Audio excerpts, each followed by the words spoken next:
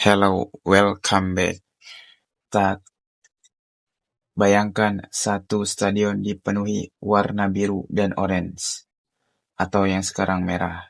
Dua nama besar sepak bola Indonesia kembali berada dalam satu jalur, yaitu Persib Bandung melawan Persija Jakarta. Tentu saja, ini bukan sekedar pertandingan. Ini bukan hanya tentang siapa yang mencetak gol lebih banyak. Ini adalah duel penuh gengsi, penuh sejarah, penuh emosi, dan penuh harga diri tentunya. Piala Presiden 2026 mungkin menjadi turnamen pramusim. Namun, seperti yang kita tahu, ketika Persib Bandung melawan atau bertemu Persija Jakarta, status pramusim seolah tidak lagi berarti. Ini adalah pertemuan antara gengsi, sejarah, emosi, serta harga diri. Tentu ini bukan laga biasa meski bertajuk Piala Presiden. Lalu siapa yang lebih siap? Apakah Persib akan menunjukkan permainan yang lebih matang dan terorganisasi, atau justru Persija yang tampil mengejutkan dengan serangan cepat dan mental pantang menyerah?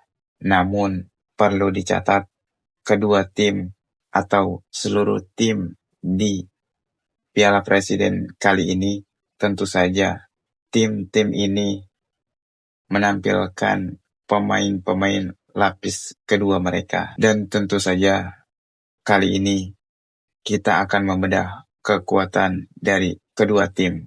Pertarungan di lini tengah, strategi yang mungkin digunakan, faktor pemain baru tentunya, dan siapa yang lebih berpeluang keluar sebagai pemenang di laga ini. Persib dan Persija Jakarta adalah dua klub dengan sejarah panjang dan basis pendukung yang sangat besar. Tentu itu semua sudah kita ketahui. Tekanan meningkat, sorotan media bertambah, dan setiap kesalahan kecil bisa menjadi bahan pembicaraan. Dan tentu ini menjadi bekal mental yang akan mempengaruhi kedua tim di liga musim nanti. Dan setiap kesalahan kecil bisa menjadi bahan pembicaraan. Itulah sebabnya pertandingan Persib melawan Persija selalu memiliki karakter yang berbeda.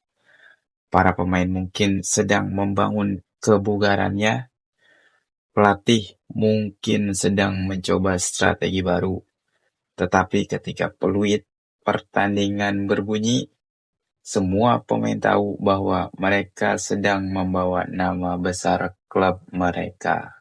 Sebelum kita lanjut, jangan lupa subscribe dan like and share video ini. Mari kita mulai dari Persib Bandung. Salah satu kekuatan yang dapat menjadi perhatian adalah kemampuan Persib membangun permainan secara terstruktur dan terorganisir. Persib tidak hanya mengandalkan satu pemain. Mereka berusaha menciptakan kerjasama antar lini pertahanan. Hal ini tentu dibuktikan dari kontribusi para pemain mereka di musim lalu, mulai dari lini tengah hingga area penyerangan. Persib ketika mampu menguasai bola dapat mengatur tempo permainan. Tentu saja dengan kualitas para pemainnya, mereka mampu memindahkan bola dari satu sisi ke sisi lain. Mereka bisa menunggu ruang terbuka, dan ketika menemukan celah, serangan bisa dibangun dengan cepat. Dan siapapun mampu mencetak gol dalam tim Persib Bandung. Namun, dominasi bola saja tentu tidak cukup. Hal ini kita tahu bahwa Persib bukanlah tim dengan produktivitas gol terbanyak di Piala Presiden kali ini. Dalam keadaan tertentu, Persib tentu saja harus mampu mengubah penguasaan bola menjadi peluang nyata. Karena jika terlalu banyak pemain naik menyerang, ruang di belakang bisa terbuka.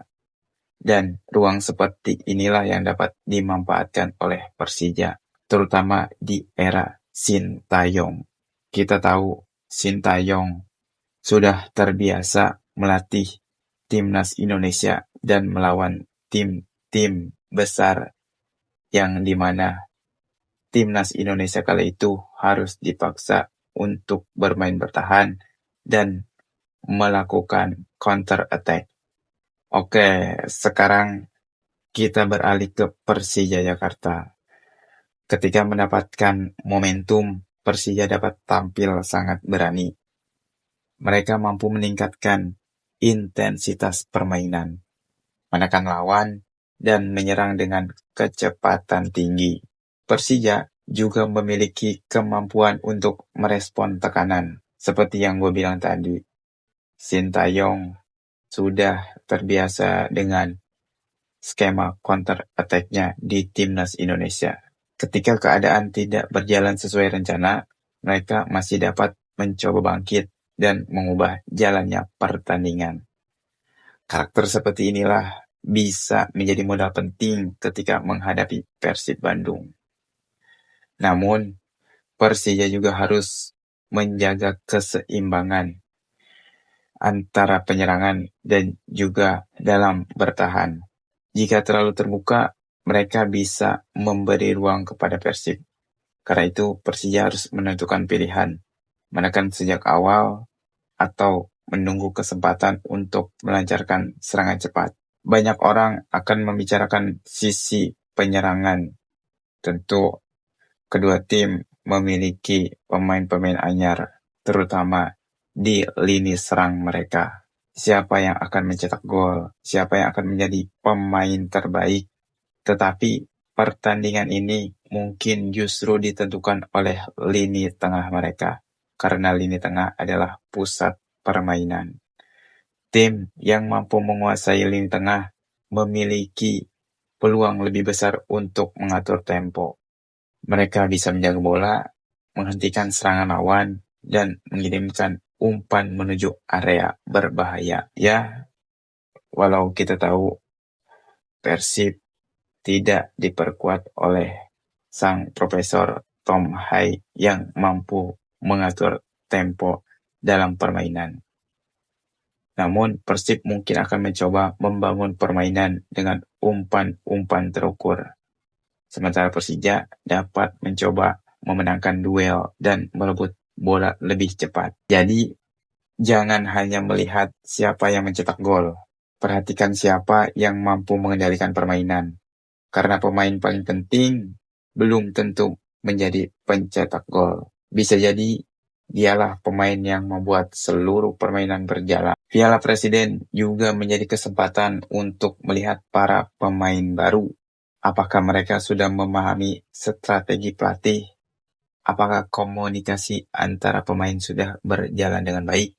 Apakah mereka mampu tampil tenang dalam pertandingan besar? Seperti yang kita tahu di Persib Bandung di musim lalu, yang menjadi sorotan adalah soal chemistry antara pemain, terutama di lini tengah. Tentu saja kemampuan individu memang penting, tetapi sepak bola adalah permainan tim.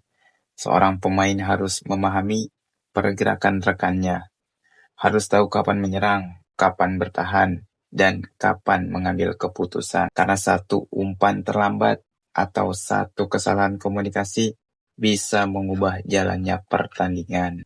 Dan faktor lain yang tidak boleh dilupakan adalah kedalaman skuad. Jika ada pemain yang tidak tersedia, pelatih harus menemukan solusi. Disinilah kualitas pemain pelapis menjadi penting. Apakah mereka siap mengambil kesempatan? Apakah mereka mampu menjalankan strategi?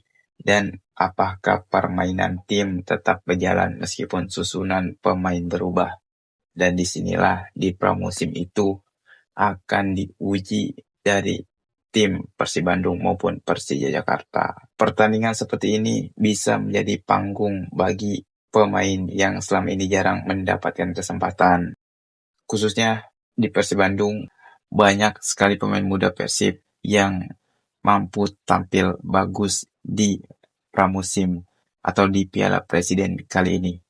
Bisa saja muncul pemain muda yang tampil berani. Bisa saja pemain pelapis menjadi pembeda atau bahkan muncul sosok baru yang mencuri perhatian. Dalam pertandingan penuh gengsi, kemampuan mengendalikan emosi sangat penting. Pemain harus bermain dengan semangat, tetapi tidak boleh kehilangan fokus. Mereka harus berani duel, tetapi tetap menjaga disiplin. Dan tentu saja tidak sampai mencederai diri sendiri maupun lawan. Karena tentu saja ini adalah pramusim dan masih ada tujuan utama yaitu liga maupun di kompetisi lainnya. Mengapa hal itu sangat penting? Karena satu keputusan yang terburu-buru bisa merugikan tim. Satu kesalahan kecil bisa memberikan peluang kepada lawan, dan satu momen kehilangan konsentrasi bisa menentukan hasil pertandingan. Jika melihat karakter kedua tim, pertandingan ini berpotensi berjalan ketat. Persib Bandung mungkin akan mencoba menguasai bola dan mengatur tempo, sementara Persija dapat menunggu kesempatan untuk melakukan tekanan dan serangan cepat.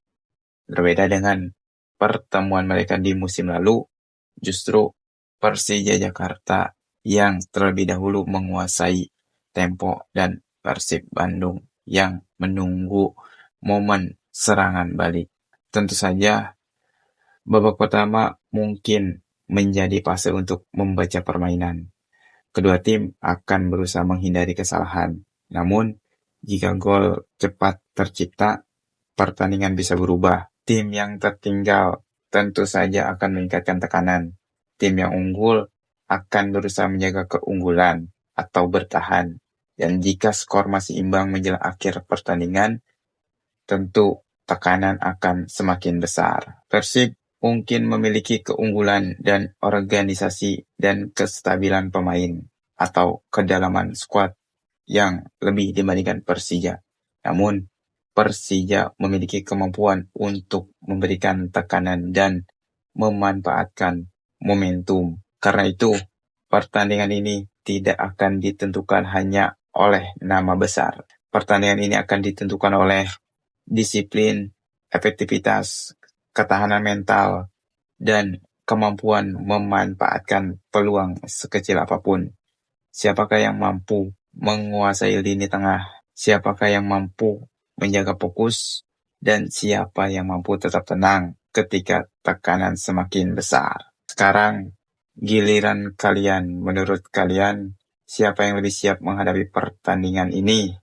Apakah Persib akan menunjukkan permainan yang lebih matang dengan pelatih anyar, atau Persija Jakarta yang memberikan kejutan pun dengan pelatih anyar mereka?